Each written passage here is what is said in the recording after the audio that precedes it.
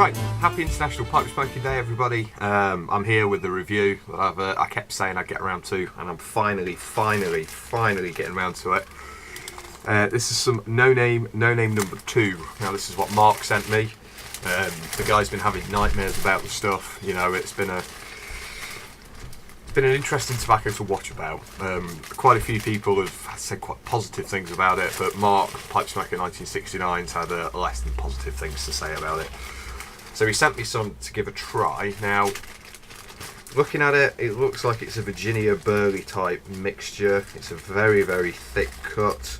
Looks like very cheap, low-grade shag tobacco we get here in the UK. Smelling it out of the pouch, it smells like a cheap, straight Virginia Burley kind of shag cut. There is kind of a sweet tang to it. It smells a little bit like slightly chocolatey. It's got kind of a chocolate tang to it.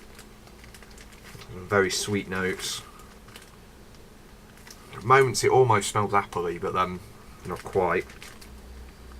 But on the whole, all I can smell out of this is kind of a chocolate, but it's also got that kind of Virginia Burley kind of tang to it. So, like I say, looking at it, it looks quite light. There's bits of broken flake in there. There's some nice gold strands, there's some slightly darker strands. But I'm going to say I'm guessing it's a Virginia Burley type mixture. This is the tobacco. You can see that just there. Like I say, it looks like a cheap grade tobacco. So I'm going to load it up. I'm going to be smoking this in my my Carlin budget Italian Briar.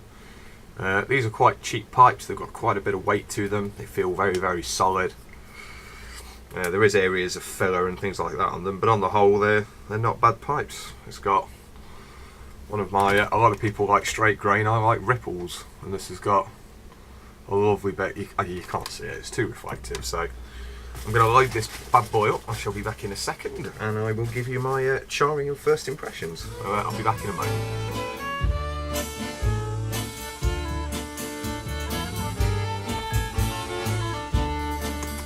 Right.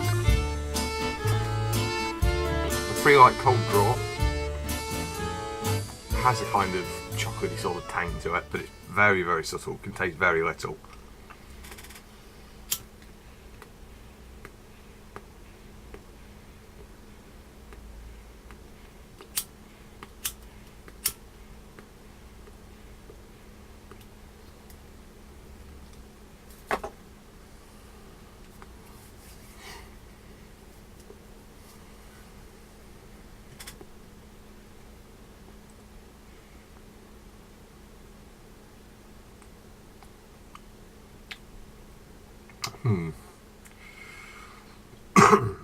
First smoke, first thing in the morning. I can taste some sweetness to it. And on the whole, I should have a tamper at hand. I have so many bloody tampers. This is what happens when I tidy up my desk. I can't find anything.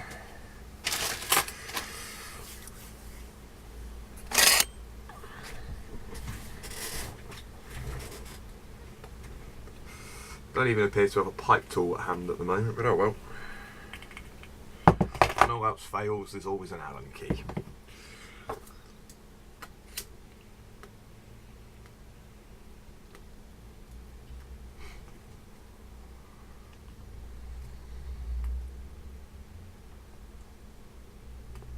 Not the most flavoursome tobacco I've ever smoked.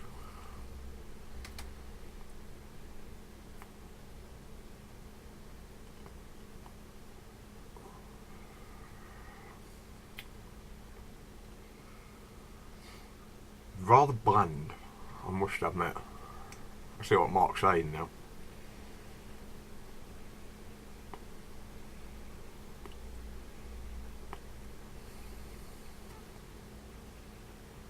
Smokes quite easily.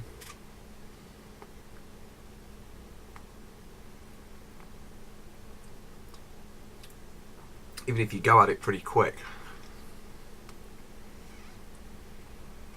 get too hot. Got a bit of warmth to it on the tongue, but it isn't biting or anything like that.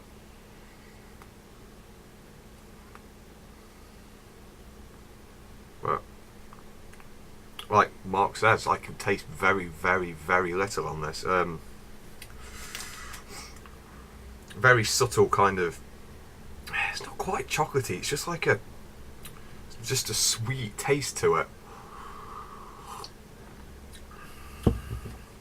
Reminds me a little bit about just smoking a plain Gower Kendall Gold or #1 shag sort of thing.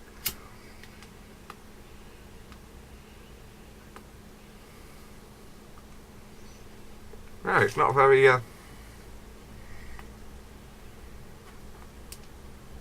not a very eventful smoke, to be honest. I'm going to crack on with this first half of this bowl anyway. But so far, Mark,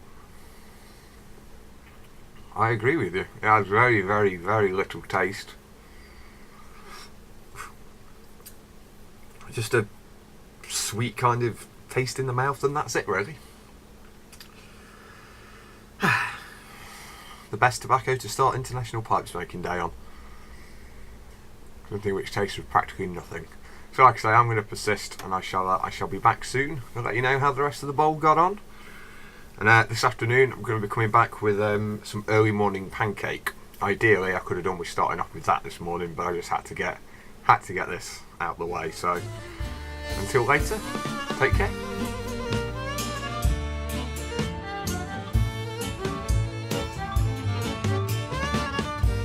Right, so I've pretty much finished this now. I may have a couple of smokes left at the bottom, but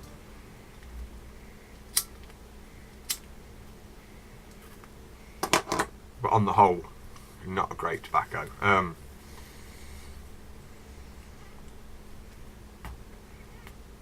Like I say, very, very light chocolatey notes. On the whole, it's just a taste of Gold Virginia. I'm going to say a little bit of burley. I can feel a little bit of nicotine in me. No, that's finished. So yeah, I say a little bit of nicotine. Flavour wise, I did get a few subtle notes of could be vanilla, but at the same time it could be any kind of sweetish tang. It's very subtle. But no, I'm not over the moon with this either. So don't worry, Mark. You have somebody who agrees with you. I don't know if this is a bad batch. From listening to other people talking, it has quite a bit of flavour to it. This is very, very subtly flavoured. So it reminds me a lot of just cheap gold shag tobaccos with a very, very small amount of flavours on it.